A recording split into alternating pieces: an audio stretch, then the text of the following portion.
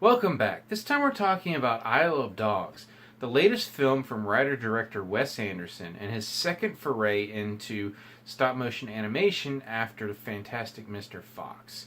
Now, Anderson can be a director that is sometimes a little divisive when it comes to moviegoers. Some people love his work, others don't like it at all. Now, I happen to fall in the former camp, and I just absolutely love his movies. I've pretty much loved every one that I've seen of his and eagerly await every one that comes out. Just like I was for Isle of Dogs. I've been looking forward to this film ever since I saw the first trailer for it.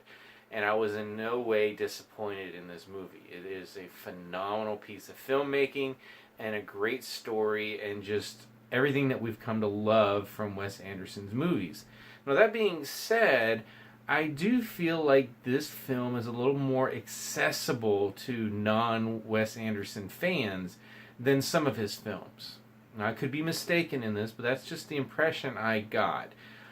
It has a lot of the same quirks and styles that we've come to expect, but again, it just feels like there's a story here that will connect with people a lot more so than some of his other films. And that story is set in Japan 20 years in the future, in a city overrun with a out-of-control population of dogs, many of which are infected with this version of dog flu.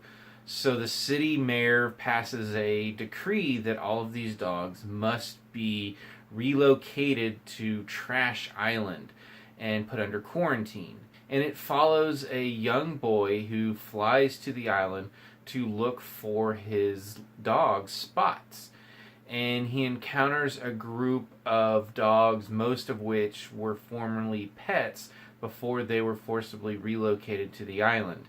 And as with most Wes Anderson films, we have a stellar cast. And our pack of dogs includes Bryan Cranston, Edward Norton, Bill Murray, Jeff Goldblum, and Bob Balaban. And others include Greta Gerwig, Scarlett Johansson, Harvey Keitel, and F. Murray Abraham. Now, one thing I do want to say is, while this film is animated, it's not for children. Anderson's previous stop-motion film, Fantastic Mr. Fox, was based on a famous children's book, and you can tell there was an effort to keep it children-friendly despite all of the Andersonisms that the film possessed. This is an original story, and you can tell that this was a film that they wanted to make that really was, there was no way to make it in live action, so they went the stop-motion route. It's not stop-motion because it's for kids. This is not a film for kids. There's nothing like horribly offensive or anything like that. There's a little bit of language, some violence, a surgery or two. So just keep that in mind. It is rated PG-13 for a reason. I don't think teenagers can't go see it or anything, but this is definitely not a film for small children. Now, that being said, it doesn't have that level of melancholy that a lot of Anderson films tend to have.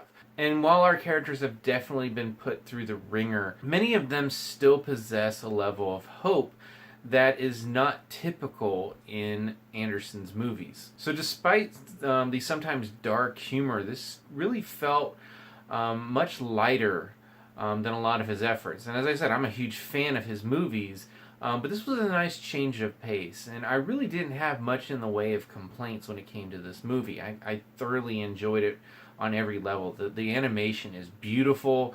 The way the film is shot is just wonderful.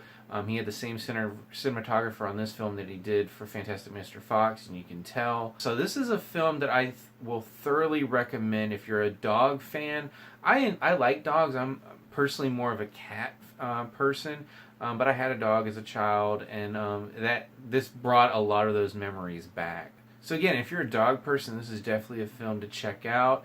If you saw the trailer and thought, wow, this looks interesting. Oh, wait, it's an Anderson film.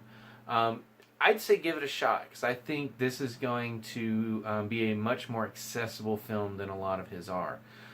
So for now, I'm going to turn it over to you. If you've seen Isle of Dogs, what did you think about it? And if you're a Wes Anderson fan like I am, what's your favorite of his films? As always, you can subscribe to my channel, check out some of my other reviews, and until next time, I'll see you at the movies.